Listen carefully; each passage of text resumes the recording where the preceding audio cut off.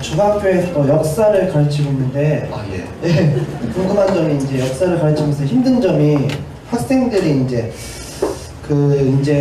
환원 세력이 있다고 그러는데 일간 베스트를 되게 중독된 학생들이 굉장히 많은데 유시민 선생님께서는 그 일간 베스트 현상에 대해서 어떻게 생각하는지 궁금하고, 그리고 그 1번과 2번이 이제 민주화 세력과 산업화 세력의 대결이라고 보셨는데, 그 제가 생각할 때 이제 한때 민주화 세력이었던 가령 이제 김지아 씨이라든지 아니면은 이제 한때 대통령이었던 MB라든지 아니면 이제 도지사였던 김문수라든지 한때는 민주화 세력이었는데 이제 그들이 나이를 들어감에 따라서 이제 산업화 세력으로 다시 재편이 되는데, 거기에 대해서 이제 유시민 선생님의 생각이 어떤지 궁금해요. 혹시 또 유시민 선생님이 그런 걱정도 가능하다. 사람이 나이를 들어가면 따라서 이제 변하는 게 아닌지 그런 생각이 가끔 듭니다. 우선 일베는 이제 우리나라가 이제 집창촌을 다 없애는 추세인데 아직도 남아있는 데들이 좀 있죠. 외국 여행을 해보신 분들 아시겠지만 유럽을 가면 도시가 우리하고는 다르잖아요. 거기는 구시가 오래된 골목도 있고 또 신시가지에서 이제 아우비스타운도 있고, 하여튼 그 오랜 역사성을 가지고 발전해온 도시의 특성이 거의 다 남아 있습니다. 유럽은 전쟁으로 좀 부서지긴 했지만. 근데 이제 역 뒷골목에 가면 핍쇼 하는 업체들이 있어요. 핍쇼요. 그러니까 뭐 여자들이 벚꽃 춤추고 이런 거 구멍 뚫어놓고 돈 내고 보는 거예요. 여기 학생들도 있어서 조심해야 되겠네요. 하여튼 그거를 홍등가라고 그러잖아요. 조명이 다 붉은색이에요. 그런 쪽으로 가면. 그 구역이 딱 있어요. 그런 게 우리나라처럼 아무데나 룸살롱이니 뭐 이런 데 있는 게 아니고, 되게 유럽 도시는 가면 역 근처에 뒤쪽 블록에 그런 업소들이 모여있는 블록이 있어요. 도시계획을 다 그렇게 해서 하는 거거든요. 근데 그거를 이제 보기 싫어하는 사람들이 있죠. 그런 거를. 그래서 없애려고 그러는데 못 없애거든요. 그러니까 그걸 한쪽에 몰아놓은 거예요. 어쩔 수 없이 있는 거예요. 어쩔 수 없이. 일베는 그런 거 비슷하다고 저는 생각해요. 우리 이념적 홍등가 같은 그런 건데, 우리 인간이 가지고 있는, 우리들 각자 아무리 자기가 온순하고 교양 있는 사람이라도 마음속 어딘가에는 어둡고 추한 어떤 구석이 있어요. 그러니까 상상만으로 이상한 상상을 해본다든가 그럴 수 있는 거거든요. 그게 어쩔 수 없어요. 생물학적으로 규정된 거라서. 그거를 없는 것처럼 말살하려고 하는 것도 하나의 방법이겠지만, 그 일베를 비판적 의식을 가지고 들여다보면 정신건강을 유지하는 데 되게 좋다고 봐요, 저는. 이렇게는 절대 되지 말아야 돼. 그러니까 이제 아이들이 거기를 가는 건 잘 몰라서 그래요. 제가 제 주변 사람들 자녀들 중에도 거기를 왔다 갔다 하는 아이들이 있어서 제가 한번 토론도 하고 그랬던 적도 있어요. 근데 이제 그 아이는 빠져나왔는데 어떻게 빠져나왔냐니까 국정원에서 돈을 댔다 그 얘기가 돌고 나서 그러면 안 되지 이래가지고 일베를 탈퇴를 하던데요. 그냥 거기 그냥 있으면 돼요. 있으면 되는 거고, 이제 밖으로 나와서 막 나대면 그러면 도시계획법에 어긋나게 업소를 다른 데 차린 거니까 그런 거는 폐쇄하고 못하게 하고, 길거리에 나와서 호객행위하고 이러면 잡아넣고 그렇게 하면 돼요. 개별적으로 문제가 생긴 데들은 법적으로 대처를 하고 그냥 거기 내버려 두는 게 제일 좋다. 그냥 그거는 우리의 일부다. 우리 인간이 가지고 있는 추악한 어떤 면을 끊임없이 환기시켜주는 그런 공간으로 저는 인식을 합니다. 이렇게 말씀드리고요. 그 다음에 이제 산업화 세력과 민주화 세력을 막 건너뛰는 분들이 있잖아요. 오늘 정기 은퇴하신 손학규 전 대표께서는 2번을 건너뛴 분이에요. 원래 민주화 세력이었다가 정치를 시작할 때 1993년도에 김영삼 대통령의 인기가 하늘을 찌를 때 그분이 그때 정말 멋이 있었거든요. 하나회 숙청을 하룻밤에 별을 50개를 날렸잖아요. 하룻밤에 별을 50개를 날렸어요. 김대중 대통령 같은 분은 죽었다 깨도 그거 못해요. 이 김영삼 대통령은 협객의 모습이 있는 사람이에요. 협객이요. 뭐야! 군에서 하나회가 전부 인사안을 짜가지고 누구 승진하고 누구 보직하고 다 갖고 오니까 이거 누가 이거 만들었으니까 각하 뭐 군내 이런 게 있습니다. 이기 뭐 이런 게 있어 누가 국군 통수권자인데 이래갖고 날린 거 아니에요. 말하자면 천박하게 표현하면.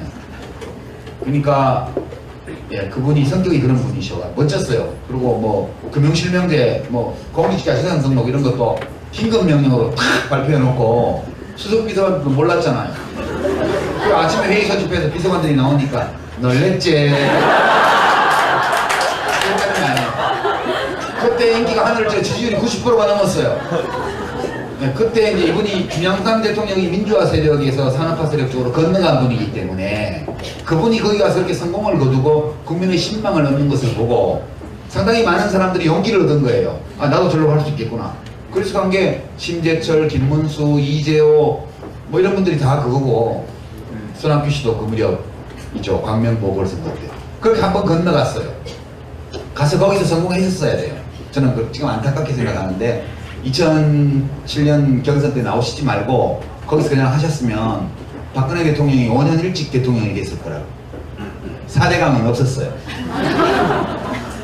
MB가 아까는 원로로 이제 앉아서 청계재단 하나 만들어서 잘 사셨을 거고, 그럼 박근혜 대통령은 5년 동안 엉망으로 하고 나면 그러면 약간 인텔리전트한 손학규 씨가 이어받아서 대통령을 했을 수도 있고요. 근데 이분이 야당으로 다시 건너오셨잖아요. 자기 있던 대로. 2번을 건너오면서 바지가 다 젖어버리신 거예요. 전 굉장히 인품도 훌륭하시고 이런 분인데 안타깝게 됐습니다. 그럼 나머지 다른 분들은 이제 저쪽으로 건너간 분들이에요. 그리고 저기서 원래 저기 있다가 일로 건너온 사람은 제가 알기로는 없어요. 뭐 독수리 오형제 그래서 이부영, 뭐 김영춘 이런 분들한테 한나라당에 몸담았지만 그분들은 원래 민주당을 하다가 이제 김대중 대통령하고 이렇게 사이가 안 좋아져서 어떻게 하다 보니까 한나라당하고 통합을 해서 거기 가 있었던 거고요.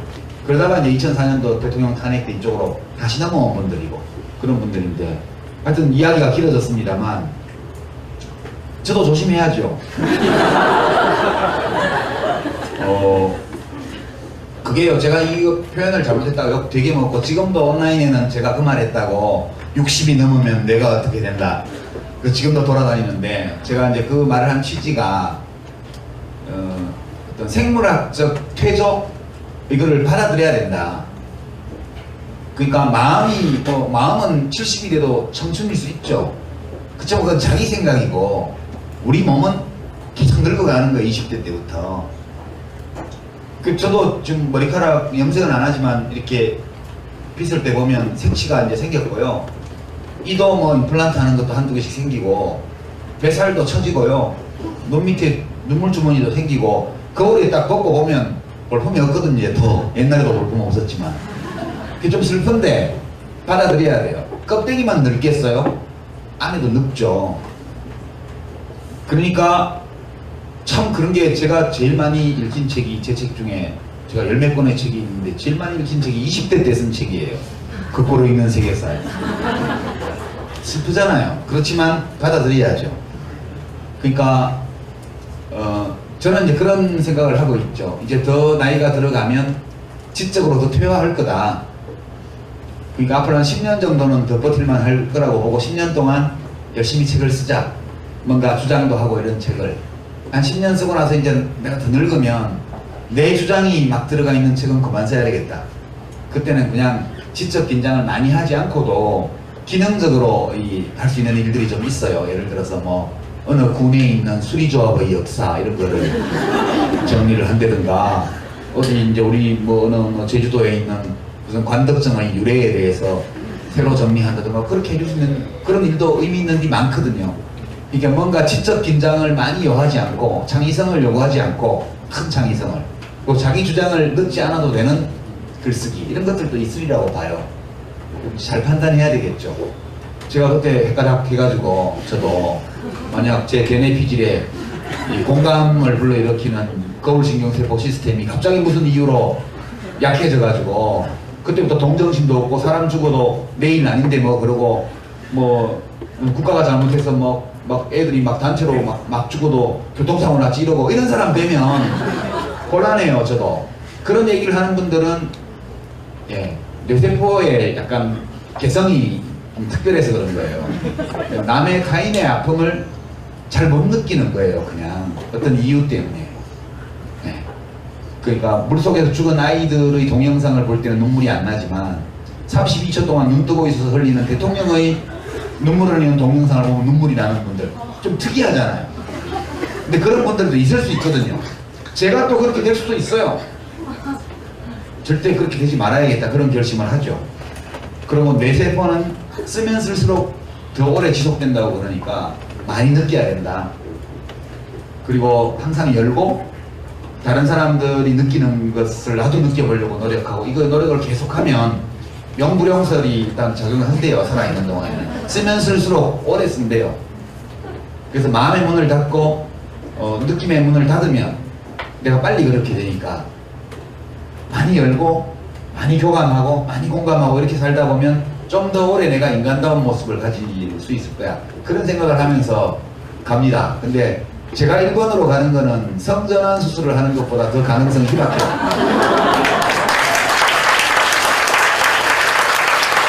마지막으로 한 번만 생긴 데는 법적으로 대처를 하고 그냥 거기 내버려 두는 게 제일 좋다. 그냥 그거는 우리의 일부다. 우리 인간이 가지고 있는 추악한 어떤 면을 끊임없이 환기시켜주는 그런 공간으로 저는 인식을 합니다. 이렇게 말씀드리고요. 그 다음에 이제 산업화 세력과 민주화 세력을 막 건너뛰는 분들이 있잖아요. 오늘 정기 은퇴하신 손학규 전 대표께서는 2번을 건너뛴 분이에요.